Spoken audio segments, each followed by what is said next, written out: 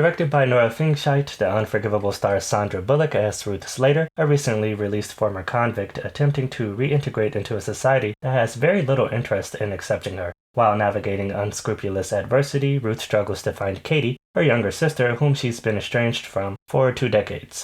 Right, so Nelly Castrinos plays Katie at the age of 5, whilst Aisling Franciosi plays Katie as an adult. In addition to that, the film stars Viola Davis, Vincent D'Onofrio, John Bernthal, Rob Morgan, etc. Apparently, it's an adaptation of the 2009 British television series Unforgiven, which was written by Sally Wainwright and directed by David Evans. The Netflix adaptation is very grounded, so there aren't any bells and whistles when it comes to the core elements of film. However, that is not a criticism. The cinematography, sound, editing, lighting, simply put, the overall mise-en-scène is definitely respectable. For me, it seems as if the film wants to communicate its story elements almost exclusively through the narrative and acting. Frustratingly, this is where the blemishes begin to show. The Unforgivable operates, in my opinion, as 90% drama and 10% thriller. When the drama elements are in the foreground, the film coasts by with relative ease. The blemish here is the thriller aspect. To be frank, the subplot that runs along the primary narrative feels largely maladroit. If I had to make a comparison, viewing that other 10% felt like watching Eugene from Hey Arnold participate in the Hunger Games. The entire time, I had this nagging feeling that this element just isn't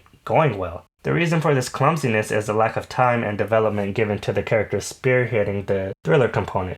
The emotions are sensible, but the logic behind how far they're willing to go just doesn't quite feel believable. The story requests that you accept this sort of dialed-up reaction steeped in lumpy motivations without question. Had the film been illogical from the beginning, then sure, no problem, feed me the nonsense. But that just wasn't the case. With sisters Ruth and Katie, you understand how they became who they are. You accept their motivations because everything Ruth endures, the viewer endures. That's the drama, the 90%. The hazy memories and trauma from past events in Katie's life feels tangible because the story takes its time showing the viewer and Katie the complete picture. When the big revelation occurs, it's very powerful and it brings you closer to both sisters. The characters tied to that other 10% unfortunately don't receive the same attention to detail, so not much resonates with their actions. There is no nuance whatsoever, and the subtlety that is present feels ham-fisted in its delivery. Now, complaints aside, that does not destroy the film, because after all, it's only 10%, just a blemish.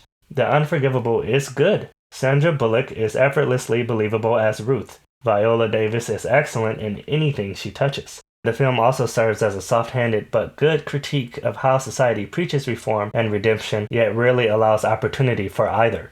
The Unforgivable is streaming right now. It's a good movie. Consider giving it a shot. I enjoyed it, and maybe you will too.